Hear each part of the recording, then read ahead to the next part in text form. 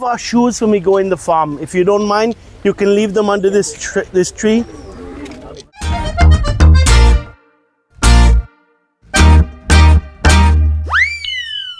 Snakes எல்லாம் இருக்காதுங்களா? இருக்கு நிறைய இருக்கு. நிறைய இருக்கா?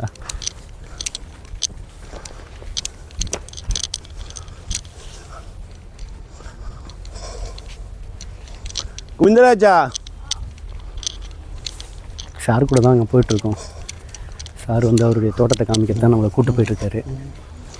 நல்லா இருக்குங்க இடம். இதுக்குள்ளே கொஞ்சம் மழை பெஞ்சதுனால சேராகவும் இருக்குது. ஸோ டிடி மிஸ்டர் எஸ்கே வந்தது எனக்கு ரொம்ப சந்தோஷம். Okay, so welcome to Solitude Farm. My name is Krishna. I've been living here now for the last 32 years in Auroville. Solitude was started in January of 1996, a group of young Auroville youth. We wanted to live close to nature and start a farm and grow our own food and live in a community, and thus Solitude was born. My background is I was a student in the Auroville Krishna school in England. There's one school in England, so I had a very privileged education. I wasn't pushed to become anything in particular.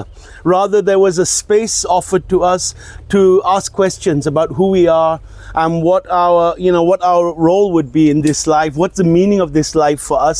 So I studied jazz guitar. I studied a lot of theater. I was doing research in genetic engineering. One of my teachers, he was from Stanford, and he set up a lab, and it was quite high flying stuff.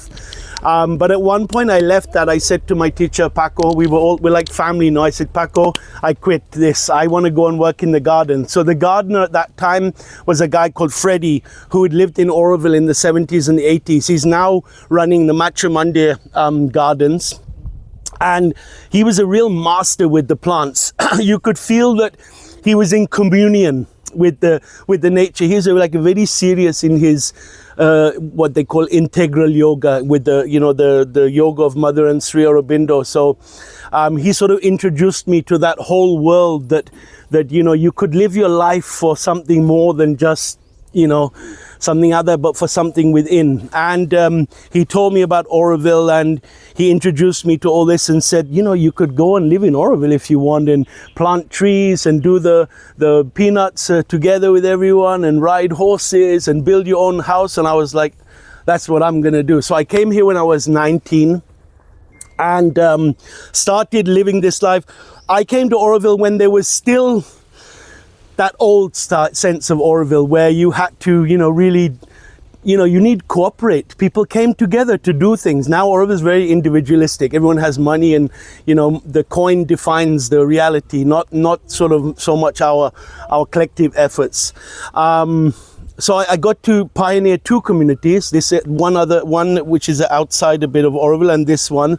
And it was at that time that I discovered my guru, if you like to use that word. And he is a Japanese farmer called Masanobu Fukuoka. So this guy, I actually got to meet him about 24 years ago, and he was a short little Japanese guy, 92 years old, with a white beard, indigo kimono, and the wooden chapels. And he didn't talk too much. He was very old. But one thing he did say to us was that only a fool will understand his relationship with nature. If you look at the clever man, someone like Elon Musk, who wants to go to Mars and grow carrots, and there's millions of dollars research going into how to grow food, maybe billions even, and people are proud of that learning. They say, oh, my son is learning AI and nanotechnology, and he earns this much money, he's in Harvard, and we're sort of proud of all that cerebral learning.